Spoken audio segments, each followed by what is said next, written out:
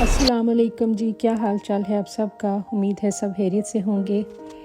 हम भी अल्हम्दुलिल्लाह ठीक हैं। बस कुछ दिन घर पे मसरूफियत थी तो इसलिए व्लॉग अपलोड नहीं कर पाई। और ये 4-5 दिन पहले की वीडियो है, मैंने रिकॉर्ड करके रखी थी बट इसकी फिर कुछ एडिटिंग वगैरह करने में मुझे टाइम लग गया। मैं सुबह आज उठी थी तो मॉर्निंग में मैंने सोचा था कि उठते आज सबसे पहले जो है वो वॉशिंग मशीन वाला काम लॉन्ड्री का स्टार्ट करती हूँ। और मैंने अपनी बेडशीट वगैरह और क्विल्ट कवर वगैरह भी चेंज करने थे। बेडशीट तो जो है वो एक मंथ में 2 या 3 बार चेंज होती रहती हैं। तो आज मैंने पूरा एक सेट निकाला था जो कंप्लीट एक जैसा ही है, क्योंकि इस दफ़ा विंटर में मुझे इस तरह याद ही नहीं रहा, या फिर कुछ क्विल्ट्स वगैरह जो हैं वो ऊपर वाले रूम में पड़ी हुई थी और बेडशीट्स मैं नीचे ले आई थी। तो आज फिर मैंने ये पूरा सेट कंप्लीट करके तो अपने बेड पे बिछाया तो बड़ी अच्छी सी वाइब्स आ रही थी, बड़ी फ्रेश लुक आ रही थी।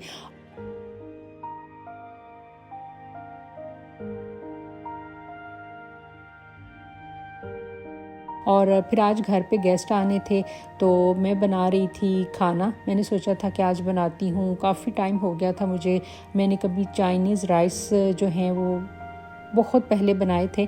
तो आज मेरा मूड हो रहा था कि वो बनाती हूँ, उसमें कुछ वेजिटेबल्स भी ऐड करेंगे और फिर चिकन वगैरह भी बोनलेस में कर रही थी यहाँ पे। और यहाँ पर फिर मैंने कुकर में रखा था पहले से ही मटन। तो जब ये गल गया तो फिर इसके अंदर मैंने मटर थोड़े से ऐड कर दिए। तो यहाँ पर हांडी वगैरह तो रेडी हो गई थी, एक सालन बन गया था। उसके बाद फिर मैंने मटर सेपरेट से बॉयल करने थे, क्योंकि राइस में मैं इसी तरह हमेशा सेपरेट से मटर को बॉयल करके डालती हूँ, क्योंकि वो अगर वैसे राइस के साथ उनको गलने के लिए रख दूँ तो मुझे ऐसे लगता है कि थोड़ा सा वो कच्चापन उसके अंदर रह जाता है, ये थोड़े से हार्ड ही होते हैं। बस यहाँ पे मैंने चिकन को बोनलेस कर लिया था। ये मुझे सबसे बुरा काम लगता है, चिकन को इतने उसकी क्यूब्स की कटिंग करनी पड़ती है। हालांकि बोनलेस मिल जाता है बट फिर भी वो काफ़ी बड़े पीसेस होते हैं। केन्स का मैंने मंगवाया था और यही मुझे ठीक लगता है। बाकी मार्केट में तो जाना एकदम से जाके लेके आना तो फिर वो काफ़ी ज़रा लंबा काम हो जाता है। और बाकी वेजिटेबल्स की कटिंग वगैरह मेड ने करके रख दी थी तो फिर थोड़ा सा काम ईजी भी हो जाता है। वरना चाइनीज़ राइस बनाने के लिए बहुत सारा टाइम चाहिए होता है, क्योंकि स्पेशली वेजिटेबल्स की कटिंग करना, चिकन की कटिंग करना, ये सारी काफ़ी लंबी चीज़ें होती हैं। तो इससे ज़्यादा मुझे इजी वैसे लगता है पुलाव या बिरयानी वगैरह बना लेना। खैर यहाँ पे आज मेरा अपना ही मूड था कि यहाँ पे चाइनीज़ राइस रेडी करती हूँ। और फिर चाइनीज़ राइस के लिए जो मैंने सारा मिक्सचर वगैरह बनाया था वो थोड़ा सा मैंने बचा के रखा था। मैक्रोनीज़ मैंने इसके अंदर ऐड कर दिए थे, तो इस तरह मैक्रोनीज़ जो हैं वो सेपरेट से बन गए थे और कुछ जो मिक्सचर था वो मैंने चाइनीज़ राइस के लिए रख दिया था।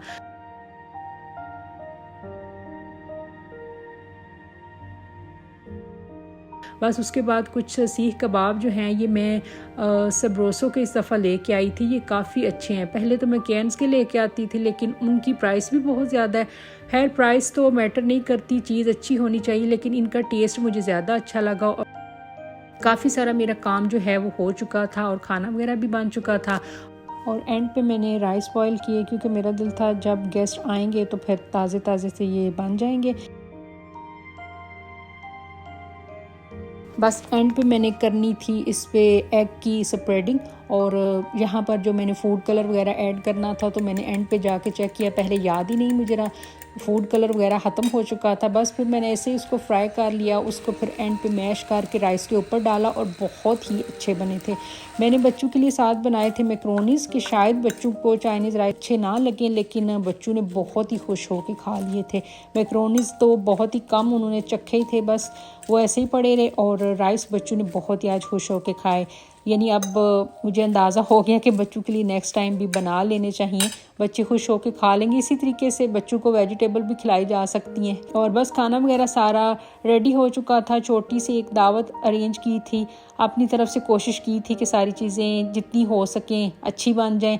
उसके बाद फिर जो लॉन्ड्री वगैरह की थी, कपड़े वगैरह आजकल ज़रा धूप किसी टाइम निकलती है तो कुछ ड्राई हो जाते हैं, कुछ एक दिन पहले की लॉन्ड्री करके रखे हुए थे कपड़े, वो सारे मैंने फ़ोल्ड किए। बच्चों के ज़्यादातर बच्चों के कपड़े ऐसे ही होते हैं, यानी ब्लेंडेड स्टफ़ होता है तो इनको आयरन करने की ज़रूरत नहीं होती। कुछ बच्चों के जो नीचे पहनने वाली शर्ट्स होती हैं, ट्राउज़र्स होते हैं, तो उनको मैं आयरन नहीं करवाती। जस्ट जो कॉटन के कपड़े होते हैं या मेरे अपने कपड़े हैं तो इस तरह के कपड़े मैं आयरन करवा के रखती हूँ। बाकी बच्चों के ये ट्राउज़र वगैरह तो ऐसे ही बस इनको अच्छी सी पायल बना के तो कबर्ड में अच्छे तरीके से ऑर्गेनाइज़ कर देती हूँ, तो फिर उनकी जो है वो आयरन की ज़रूरत ही नहीं पड़ती अगर अच्छी सी फोल्ड करके चीज़ें रखी हों। और मेरे ख्याल में विंटर में ये काम डबल हो जाता, कपड़े बहुत ज़्यादा हो जाते हैं विंटर के और इनको संभालना भी जो है वो टाइम भी ज़्यादा चाहिए होता है। खैर इसके बाद फिर टेलर से मेरे कपड़े स्टिच होकर आए थे तो वो मैं आपके साथ शेयर करती हूँ।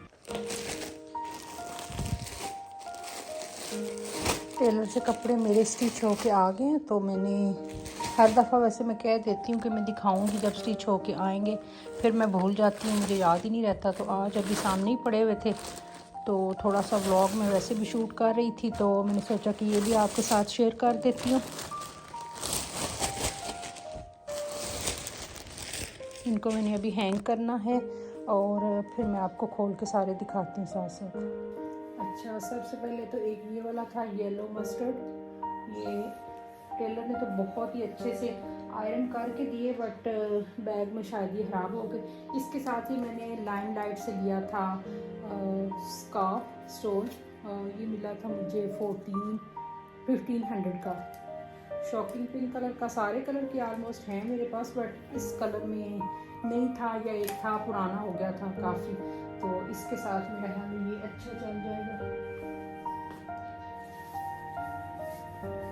इसकी शर्ट मैं हैंग करके दिखाती हूँ। मुझे इसका प्रिंट बहुत ही पसंद था, बहुत अच्छा लग रहा था मुझे, तो फिर मैंने ये 2 पीस ही बाय किया था। इसकी शॉल जो थी साथ वो इतनी अच्छी नहीं लग रही थी मुझे और वैसे भी थोड़ा खद्दर स्टाफ था तो वो शायद सर पे लेना थोड़ा इतना कंफर्टेबल नहीं लगता। ये मैंने कपड़े सारे लूज सिलवाए हैं, कोई इनकी जो इस तरह से फिटिंग होती है ना वो वाली नहीं मैंने बनवाई। सारे कपड़े बिल्कुल ऐसे स्ट्रेट सी शर्ट्स हैं। ये आगे इसका बॉर्डर था और बीच में ये उन्होंने लगा दी है लेस, काफ़ी अच्छी लग रही है। और ये इसकी नेक लाइन, इस दफ़ा मैंने बताया था कि सारी ही नेक लाइन मैंने बैन वाली बनवानी है। ये पीछे से इस तरह, क्योंकि पीछे नेक जो है वो कवर हो जाती है बैन वाले गले से तो फिर ज़रा ठंडी हवा नहीं पड़ती। आगे से ये इस तरह, और ये वैसे भी थोड़ी इसकी ज़रा स्मार्ट सी लुक आती है। फिर आगे बॉर्डर के जोड़ पे भी उन्होंने ये वाली लेस लगा दी है। और ये वाला ड्रेस है मेरा, एक ये हो गया। और अब है ये दूसरा ड्रेस, ये लाइट टी पिंक या पीच सा शेड, ये स्ट्रेट सा इसका ट्राउज़र है। और इसके साथ मेरी ये जो पहले की शॉल पड़ी हुई थी जो मैंने केसरिया से बाय की थी, बहुत ही अच्छी सी मैच हो गई इसके साथ। और वैसे भी शर्ट के अंदर इसी तरह का प्रिंट था। शर्ट को अब इसके ऊपर मैं हैंग करके दिखाती हूँ आपको।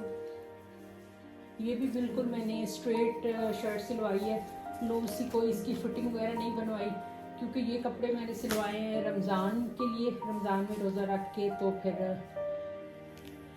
ज़रा अच्छा लगता है, अच्छी फीलिंग्स आती हैं। इस तरह के ये मैंने इसके बाजू बनवाए हैं, ये यूँ हैं कुछ इस तरह से। और यहाँ पर अभी इसके लगने हैं 3 पर्ल्स, ये इसके स्लीव्स हैं इस तरह से, इस तरह से। और यहाँ पे इसके यहाँ पे इसके 3 पर्ल्स लगेंगे।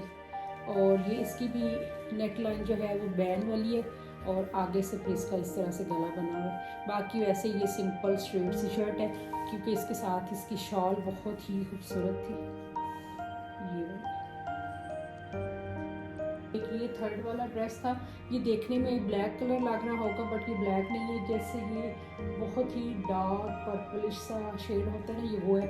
और इसके साथ भी मेरे पास स्कार्फ था बेज से कलर का, क्योंकि इस शर्ट का जो प्रिंट है वो बेज में है, तो ये इसके साथ अच्छी सी चल जाएगी। ये छोटे छोटे से जो स्कार्फ या स्टोल्स हैं ये अच्छे लगते हैं, छोटी छोटी सी शॉल्स घर में वैसे भी बहुत ही कंफर्टेबल से रहते हैं। इतनी इतनी बड़ी शॉल जो है वो घर में ज़रा इजी नहीं लगती मुझे। तो इसके साथ ये इसकी शर्ट है और इसकी जो है नेक लाइन वो भी मैंने बैन वाली बनवाई है, ये इस तरह से। और ये भी बगैर फिटिंग के मैंने लूज शर्ट बनवाई है, इनको थोड़ी थोड़ी अभी आयरन होगी। और ये इसका बॉर्डर था आगे बाजू के ऊपर लग गया, बाकी शर्ट इसकी कुछ यूँ थी। अब मैं पीछे खड़ी हूँ, पता नहीं सही नज़र आ रही होगी या नहीं।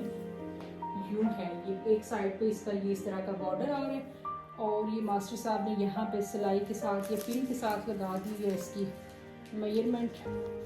ये उतारते हैं, ये वाले थे मेरे तीनों सूट और ये इसके साथ ये शॉल अच्छी सी मैच हो गई है कंट्रास्ट में।